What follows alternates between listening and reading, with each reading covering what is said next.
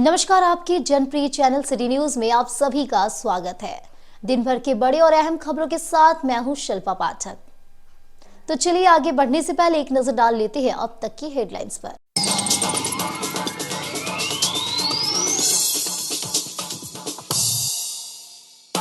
Bhandari 28 number के समीप हुए दर्दनाक हादसे में गई एक महिला की जान, 3 लोग हुए घायल। बारिश के बाद पेड़ की डाल गिरने से उसमें दबकर हुई घटना।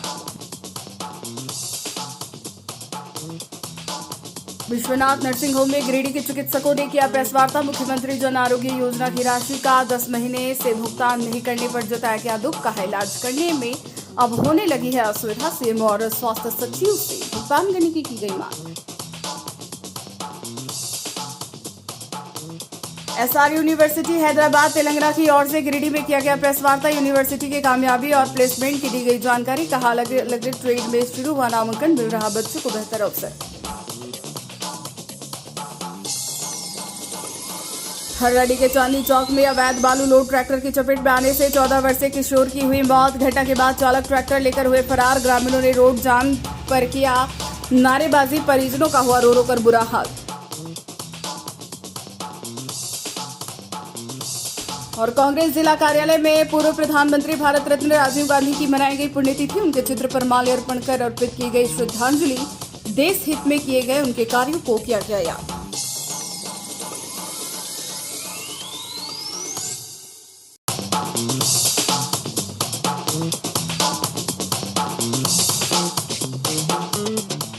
और अब खबर विस्तार से। पचंबा रोड के भंडारी डी 28 नंबर के पास बुधवार को 6:30 बजे सब्जी बेचने के दौरान तेज आंधी में पेड़ का डाल गिरने से 3 महिला समेत एक पुरुष घायल हो गया, जिसके बाद इलाज के दौरान एक महिला की मौत हो गई। मृतका चंदनडी निवासी सोमरी देवी है। अन्य घायलों में किसनी देवी, केदार महतो और मधैया सुगासार निवासी राधिका देवी शामिल है। बताया गया कि शाम में आए तेज आंधी पानी के दौरान आम पेड़ का मोटा डाल 11,000 बिजली तार समेत नीचे गिर गया, जिसके नीचे दबकर सब्जी बेच रहे 4 लोग घायल हो गए। सूचना पाते ही पचंबा थाना प्रभारी राजीव कुमार सिंह दल बल के साथ घटनास्थल पर पहुंचकर तत्परता दिखाते हुए चारों को इलाज के लिए सदर अस्पताल लाए, जहां इलाज के क्रम में एक महिला की मौत हो गई। वहीं 3 का इलाज सदर अस्पताल में चल रहा है। इस बाबत भाजपा नेत्री प्रोफेसर विनीता कुमारी ने कहा कि घटना काफी निंदनीय है। मृतिका के परिजनों को ईश्वर दुख सहने की शक्ति दे। उन्होंने घायल लोगों के जल्द स्वस्थ होने की कामना की और जिला प्रशासन से मुआवजा मिले इसको लेकर भी अपील की। घटना है अभी 28 नंबर रोड के सामने अलकापुरी में, वहाँ पे सब्जी रोड के किनारे जो लोग सब्जी बेचते हैं और चंदनडी के रहने वाले हैं लोग सारे, उनमें से 3 महिलाएं और एक पुरुष है। 11,000 वोल्ट का तार गिर गया, उसके साथ साथ आम का पेड़ भी, चूँकि शाम में तो देख ही रहे हैं कि लगातार अभी 1-2 दिनों से अंधड़ तूफान बहुत ज़्यादा है। तो वहीं पे अचानक से जब अंधड़ आया तो पेड़ का डाले गिरा और उसके साथ साथ 11,000 वोल्ट का तार भी गिर गया। तो 4 लोग उसमें से जख्मी हुए और अभी जस्ट एक महिला उसमें से स्पॉट डेथ हुई है और 3 का इलाज सदर अस्पताल में, जैसा कि आप देख रहे हैं, चल रहा है। समीर दीप जी और सभी लोग मिलकर तुरंत एम्बुलेंस को खबर किया गया, पुलिस प्रशासन को खबर किया गया। पुलिस प्रशासन का भी काफ़ी सहयोग मिला, त्वरित कार्रवाई हुई और सभी को उठाकर यहाँ पे लाया गया सदर अस्पताल में। और हम लोग लगातार यहाँ पे बने हुए हैं, उन तीनों का ट्रीटमेंट लगातार जारी है। लेकिन उनकी बात है कि एक उसमें से जो महिलाएं हैं, चूँकि आए दिन वो लोग रोज़मर्रा का अपना दैनिक जीवन जीती हैं वहाँ पे, और किसी को भी पता नहीं था कि अचानक से ये हादसा हो जाएगा। तो मैं तो बस यही प्रशासन से भी और यहाँ के जो विधायक हैं, सांसद हैं, मैं सबसे एक रिक्वेस्ट करूँगी कि इस तरह की जो घटनाएं हो रही हैं तो थोड़ा जो तार कहीं भी उस तरह से खुला हुआ है तो उसको दुरुस्त कराने का प्रशासन और सरकार जो है वो कष्ट करे। एक निवेदन भी है, चूँकि आप देख रहे हैं कि जो घायल है वो तो ठीक है, लेकिन जिनकी डेथ हो गई है उनके परिजन अभी लगातार एकदम रोए जा रहे हैं। तो ये सब चीज़ों से गिरिडीह को थोड़ा सा अभी खास करके इस सीजन में जो बरसात का सीजन है तो उसमें अवेयर रहने की ज़रूरत है और प्रशासन को भी थोड़ा सा इस पर ध्यान देने की ज़रूरत है। मैं सबसे अपील करती हूँ कि अपनी सुरक्षा करें और सतर्क रहें।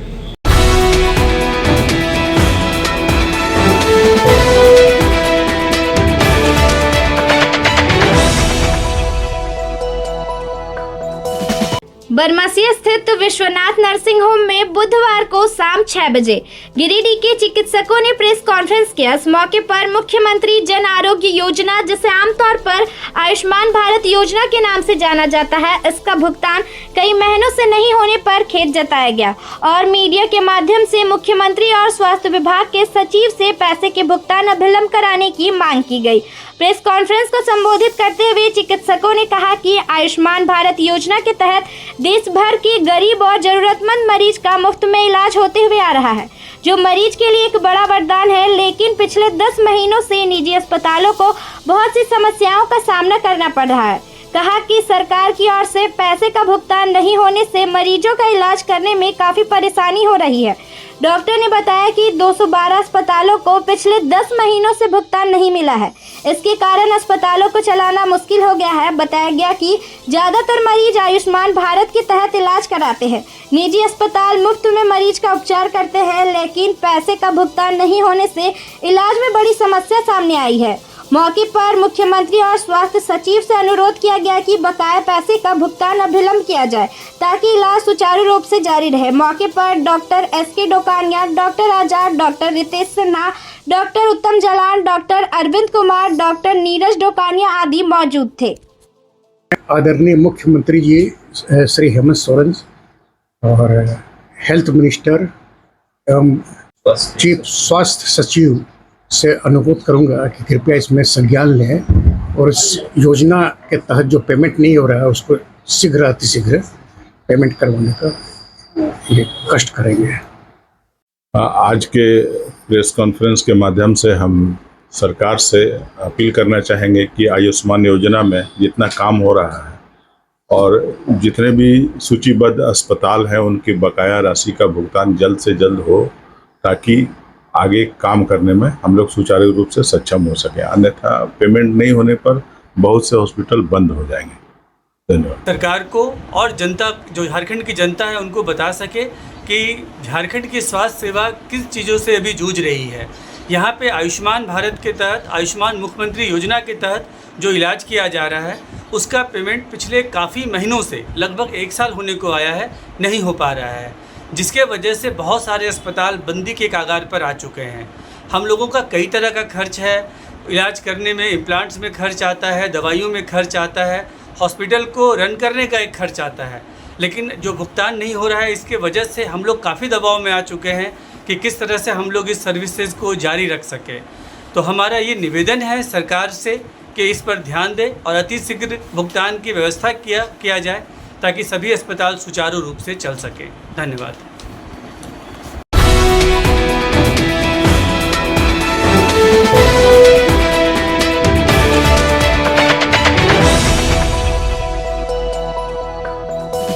एसआर यूनिवर्सिटी हैदराबाद तेलंगाना की ओर से गांधी चौक स्थित होटल अशोका इंटरनेशनल में बुधवार शाम 7 बजे प्रेस वार्ता की गई। प्रेस वार्ता के माध्यम से यूनिवर्सिटी के कामयाबी शिक्षा के क्षेत्र में बेहतर कदम और अभी तक यूनिवर्सिटी ने जो उपलब्धि हासिल की है उसकी जानकारी दी गई। इस मौके पर निदेशक नितिन गुप्ता ने बताया कि इनकी यूनिवर्सिटी में छात्र छात्राओं के लिए कई तरह के ऑप्शन हैं। बताया कि विभिन्न ट्रेड में नामांकन शुरू हो गया है। यूनिवर्सिटी से नई प्रस्तुति देने आए नितिन कुमार गुप्ता ने बताया कि एसआर यूनिवर्सिटी की स्थापना 1974 में हुई थी। आज कई स्कूल कॉलेज कार्यरत है, जिसमें कई तरह के ट्रेड में पढ़ाई का कार्य चल रहा है। बच्चों का प्लेसमेंट 94% संभव हो पा रहा है। छात्र छात्राओं को बेहतर रोजगार के कई अवसर उपलब्ध हो पा रहे हैं। जानकारी दी गई कि ऐसा यूनिवर्सिटी जो इंजीनियरिंग श्रेणी के तहत वर्ष 2022 के 91 और वर्ष 2023-24 के लिए 98 की प्रभावशाली NRERF रैंक हासिल करने वाले सबसे युवा विश्वविद्यालय में शामिल है। मौके पर समृद्ध हायर एजुकेशन एंड सर्विसेज के फाउंडर राहुल कृष्णा और झारखंड हेड एनी भी मौजूद थे। गुड इवनिंग, नमस्ते। आज राहुल जी की सौभाग्य से हम गिरिडीह शहर में आए हुए हैं।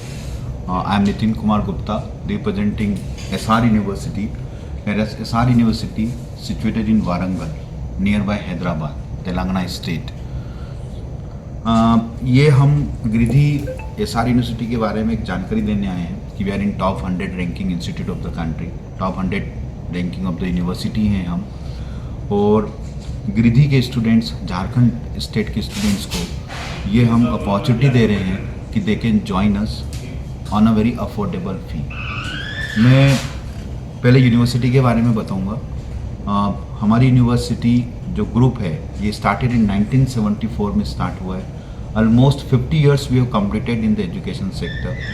At present we are having more than 150 schools and colleges in Telangana state. Warangal में जो हमारा कैंपस है, university campus, it is almost 20 years old. Earlier it was running as a SR institute of technology, जो कि engineering institute में number 1 position को hold करते आए हैं तेलंगाना स्टेट में। And because of this today still we are in under the counseling of the MCET. It is the entrance test of the state. At present we are having 9,000 students in the campus, university campus, जहाँ पर हमारे majorly schools जो है वो engineering है, management है, agriculture है, basic sciences हैं, जहाँ पर स्टूडेंट्स को हम one of the best training दे रहे हैं from the one of the best faculties from the IITs and NITs।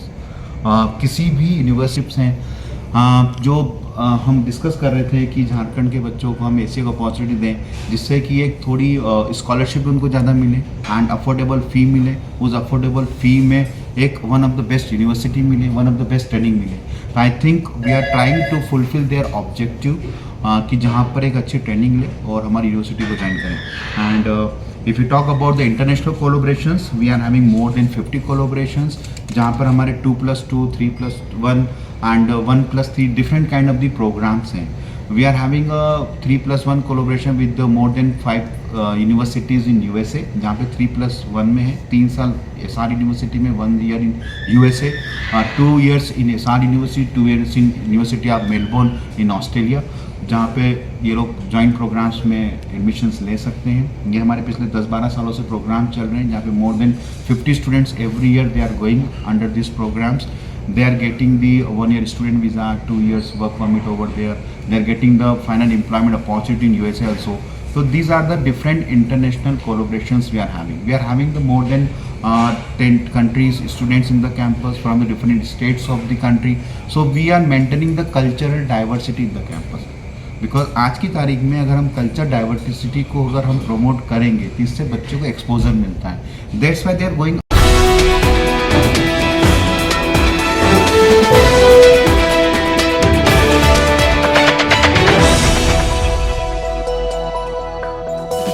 Pirtar प्रखंड के हरला DOP क्षेत्र के चिरकी राजगंज मुख्य मार्ग पर बुधवार सुबह 5 बजे हुए दर्दनाक हादसे में 14 वर्षीय किशोर की मौत हो गई।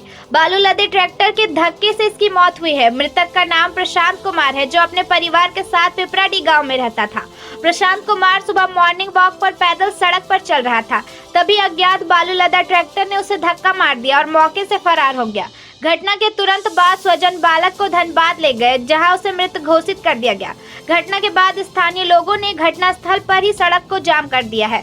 ग्रामीणों का आरोप है कि दिन भर सैकड़ों अवैध बालू लोड ट्रैक्टर नाबालिग और शराबी चालक चलाते हैं, जिस वजह से हादसे होते हैं। उनका यह भी आरोप है कि स्थानीय पुलिस की लापरवाही के कारण ये हादसे होते हैं। ग्रामीणों ने बालू लोड ट्रैक्टर बंद करने और मृतक के स्वजनों को मुआवजा देने की मांग को लेकर सड़क जाम किया है। उनका कहना है कि जब तक उनकी मांगे पूरी नहीं होती है, तब तक वे सड़क जाम को समाप्त नहीं करेंगे। पुलिस ने इस मामले में जांच शुरू कर दी है और अज्ञात ट्रैक्टर चालक की पहचान करने की कोशिश कर रही है। प्रशासन ने ग्रामीणों को आश्वस्त किया है कि दोषी को जल्द ही गिरफ्तार कर लिया जाएगा और मृतक के परिवार को न्याय दिलाया जाएगा। इधर सड़क जाम किए जाने की सूचना मिलने के बाद पीरटार के CO गिरजानंद किस्कू मौके पर पहुंचे। उन्होंने बताया कि इस मामले में ग्रामीणों की मांग पर विचार किया गया है, जिसके तहत अवैध बालू तस्करी पर रोक लगाने के लिए प्रयास किया जाएगा। साथ ही मृतक के परिजनों को उचित मुआवजा दिया जाएगा। इस पर क्या निर्णय हुआ सर? ये जो घटना घटा हरला मुख्य चांदनी चौक के पास जो अभी एक रोड एक्सीडेंट सुबह पर आता है 4 बजे हुआ है, इसमें मृतक के परिजन और स्थानीय ग्रामीण मुआवजा एवं अन्य मांग को लेकर धरना किए थे। इसमें एक ग्रामीणों के साथ जो वार्ता हुई है उसमें कुछ मांग जो था उस पर हम लोग विचार किए हैं और एक समर्थन बनाया है। इसमें मुख्य रूप से था कि जो लोग अवैध रूप से बालू का परिवहन कर रहे हैं इसको कंट्रोल किया जाना है और बहुत सारे नाबालिग बच्चे जो बिना लाइसेंस का ट्रैक्टर में नंबर भी नहीं है और हेडफोन वगैरह लगा के चलते हैं, तो ये बंद होना चाहिए। एक पूर्णतः हम लोग इसको बंद करने का प्रयास कर रहे हैं और एक बैरियर जो चांदनी चौक के आमपर के बगल में लगाना है, यहाँ पर लगाया जा रहा है, आज ही लग जाएगा। और वो लोग जो मांग किए हैं कि हम लोग का ये सड़क के दोनों ओर जो अतिक्रमण है अस्थायी रूप से इसको हटा दिया जाए, तो हम लोग आश्वस्त किए हैं कि अगला कमिंग जो थर्सडे है तब तक हम लोग कल इसको हटा लिया जाएगा। और इसके अतिरिक्त मुआवजा एक्सीडेंट हो रहा है उसको भी हटाया जाए। मंगलवार शुक्रवार को पुलिस की चेकिंग यहाँ पर हो। प्रशासन के तरफ से जो सरकारी मुआवजा का प्रावधान है वो अविलंब उसका भुगतान हो। और लेबर गाड़ी की जो ओवरलोडिंग आती है वो भी यहाँ पे, चूँकि उसका भी एक्सीडेंट आती है। शराब की बिक्री जो चौक चौराहे पर वो भी बंद हो। और उसके बाद और भी जो ट्रैक्टर लोगों के साथ जो भी बातचीत तो प्रशासन के जिम्मा है उसका, हाँ ये नोटिस हमारे प्रशासन की तरफ से मिला है। और ट्रैक्टर लोगों के साथ जो बातचीत करेंगे वो थाना प्रभारी के जिम्मा में है। और हम लोग चाहते हैं कि यहाँ पर जो दुर्घटना हो उसके लिए सहयोग करें, सारे लोग की दुर्घटना नहीं हो। आम पब्लिक के साथ भी हम लोग रिक्वेस्ट किया है कि सभी लोग सहयोग इसमें कीजिए। और ये दारू है, चाहे नाबालिग बच्चों को जो गाड़ी दे रहे हैं, छोटे छोटे बच्चे जो ट्रैक्टर चला रहे हैं, इसको बंद किया जाए। यही बातचीत अभी तक है।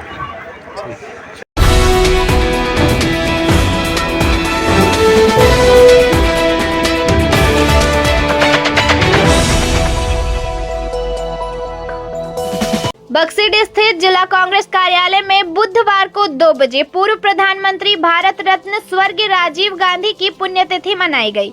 यहां सबसे पहले कांग्रेस कार्यकर्ताओं ने राजीव जी की तस्वीर पर माल्यार्पण कर उन्हें श्रद्धांजलि अर्पित की और उनके जीवन को और उनके द्वारा किए गए राष्ट्रहित के कार्यों को याद किया। इस अवसर पर श्रद्धांजलि सभा को संबोधित करते हुए जिला कांग्रेस कमेटी के कार्यकारी अध्यक्ष सतीश केडिया ने कहा कि भले ही राजीव जी का कार्यकाल सिर्फ 5 वर्षों का रहा और काल ने हमें उनसे आज समय छीन लिया, लेकिन बहुत कम समय में उन्होंने देश के लिए जो किया वह आज किसी भी राष्ट्राध्यक्ष के लिए अनुकरणीय है।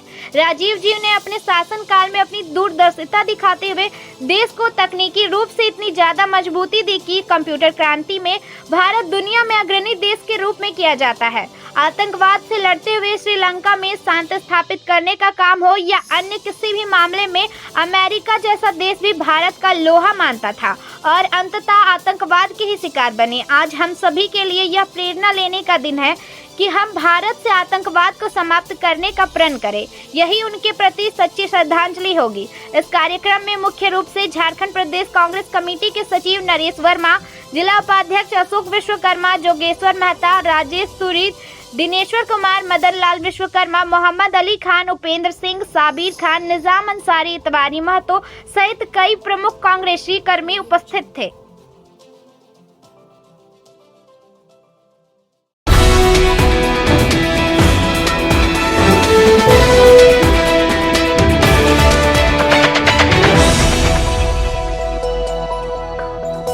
उपायुक्त नमन प्रिय शुक्ला ने बुधवार को 2 बजे डीसी ऑफिस में बैठक कर तीनों नगर निकायों में संचालित विभिन्न विकासात्मक योजनाओं की समीक्षा की। बैठक में उपायुक्त के द्वारा जिला अंतर्गत तीनों नगर निकायों नगर निगम गिरिडीह नगर पंचायत, बड़की सरैया नगर पंचायत, धनबाद अंतर्गत संचालित विभिन्न विकासात्मक योजनाओं की प्रगति की बारी बारी से समीक्षा की गई तथा संबंधित अधिकारियों को आवश्यक दिशा निर्देश दिए गए। इसके अलावा उपायुक्त ने पाइपलाइन, जलापूर्ति योजना इत्यादि के कार्य प्रगति का समीक्षा करते हुए संबंधित अधिकारियों को आवश्यक निर्देश दिए। उपायुक्त ने सभी नगर निकायों के अधिकारियों को अपने अपने क्षेत्र अंतर्गत किए जा रहे कार्यों की निरीक्षण करने के निर्देश दिए। उपायुक्त ने तीनों नगर निकायों क्षेत्र अंतर्गत किए जा रहे कार्यों से संबंधित पूर्व में किए गए बैठक में दिए गए दिशा निर्देशों की समीक्षा करते हुए कार्य प्रगति की जानकारी प्राप्त की तथा योजनाबद्ध तरीके से कार्य करते हुए लंबित कार्य को जल्द से जल्द पूर्ण करने के निर्देश दिए। वहीं उपायुक्त ने नगर निकाय क्षेत्र अंतर्गत किए जा रहे कार्यों में आने वाली समस्याओं पर चर्चा कर आपसी समन्वय स्थापित करते हुए संबंधित विभाग से संपर्क स्थापित कर कार्य करने की बात कही। बैठक में बगोदर विधायक नागेंद्र महतो ने भी नगर पंचायत बड़की सरैया में कार्यान्वित एवं संचालित योजनाओं से जुड़ी समस्याओं की और उपायुक्त का ध्यान आकृष्ट कराया तथा संबंधित अधिकारियों को समय समय पर क्षेत्र भ्रमण कर योजनाओं की भौतिक स्थिति की जानकारी प्राप्त करने की कही। उन्होंने कहा कि ये सब योजनाएं आमजनों के लिए है और इसका लाभ भी आमजनों को पहुंचाना ही हमारी पहली प्राथमिकता होनी चाहिए। बैठक में नगर निगम के उपनगर आयुक्त, अनुमंडल पदाधिकारी, बगोदर सरिया कार्यपालक पदाधिकारी, बड़की सरैया नगर पंचायत कार्यपालक पदाधिकारी, नगर पंचायत धनगर, नगर निगम के अधिकारी समेत अन्य संबंधित अधिकारी कर्मी उपस्थित थे।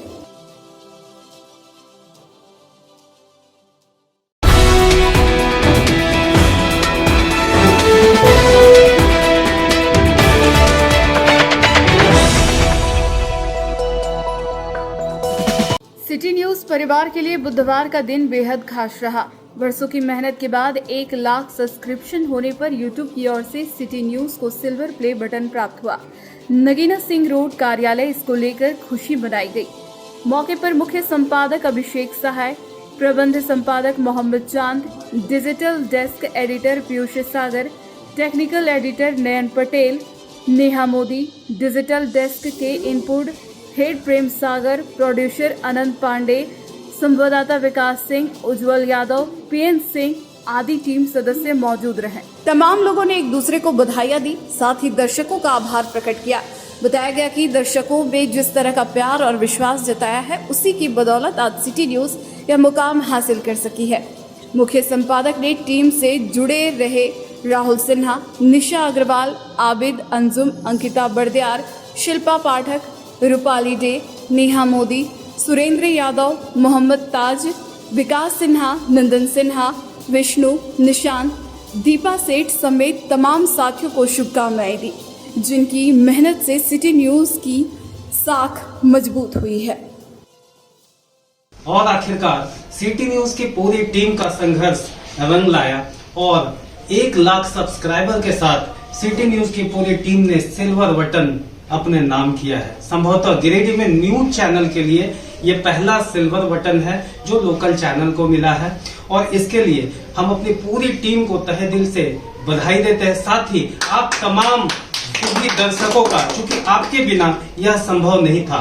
आपका प्रेम, आपका जो विश्वास हमारे साथ बना हुआ था, इसी विश्वास का नतीजा है कि आज हम लोगों का उत्साहवर्धन हुआ है।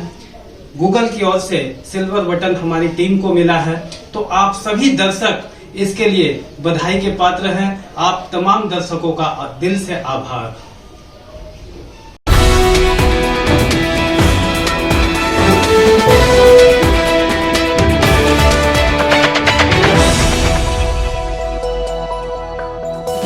राष्ट्रीय जनता दल की महत्वपूर्ण बैठक बुधवार को 3 बजे नया परिषदन भवन में युवा राजद के जिला अध्यक्ष इरफान आलम की अध्यक्षता में हुई।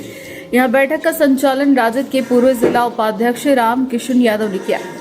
बताया गया कि वर्तमान समय में गिरिडीह में राजद का सांगठनिक ताकतों को मजबूती प्रदान करने को लेकर जिले के सभी प्रखंडों में राजद का सांगठनिक चुनाव को सफल बनाते हुए अविलंब जिला कमेटी का चुनाव संपन्न कराने की बेहतर तैयारी को लेकर यह बैठक हुई।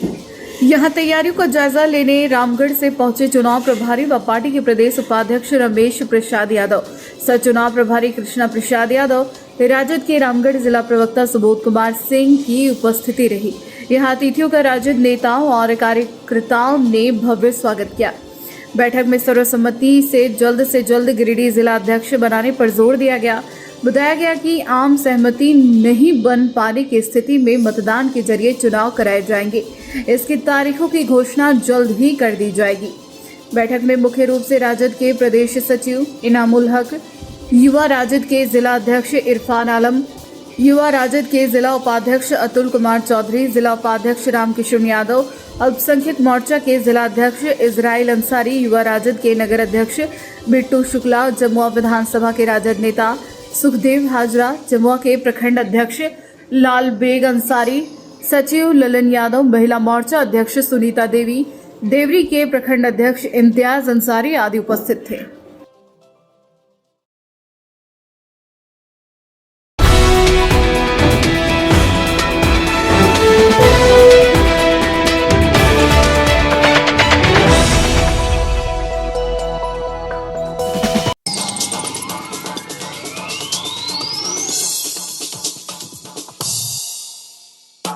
भंडारीडीह 28 नंबर के समीप हुए दर्दनाक हादसे में गई एक महिला की जान, 3 लोग हुए घायल। बारिश के बाद पेड़ की डाल गिरने से उसमें दबकर हुई घटना।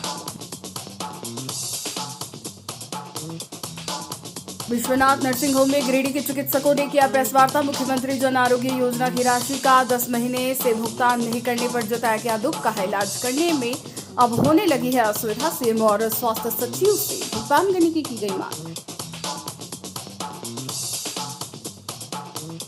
एसआर यूनिवर्सिटी हैदराबाद तेलंगाना की ओर से गिरिडीह में किया गया प्रेस वार्ता। यूनिवर्सिटी के कामयाबी और प्लेसमेंट की दी गई जानकारी। कहा अलग अलग ट्रेड में शुरू हुआ नामांकन, मिल रहा बच्चों को बेहतर अवसर। हरराडी के चांदनी चौक में अवैध बालू लोड ट्रैक्टर की चपेट में आने से 14 वर्षीय किशोर की हुई मौत। घटना के बाद चालक ट्रैक्टर लेकर हुए फरार। ग्रामीणों ने रोड जाम पर किया नारेबाजी। परिजनों का हुआ रो रो कर बुरा हाल। और कांग्रेस जिला कार्यालय में पूर्व प्रधानमंत्री भारत रत्न राजीव गांधी की मनाई गई पुण्यतिथि। उनके चित्र पर माल्यार्पण कर अर्पित की गई श्रद्धांजलि। देश हित में किए गए उनके कार्यों को किया गया याद।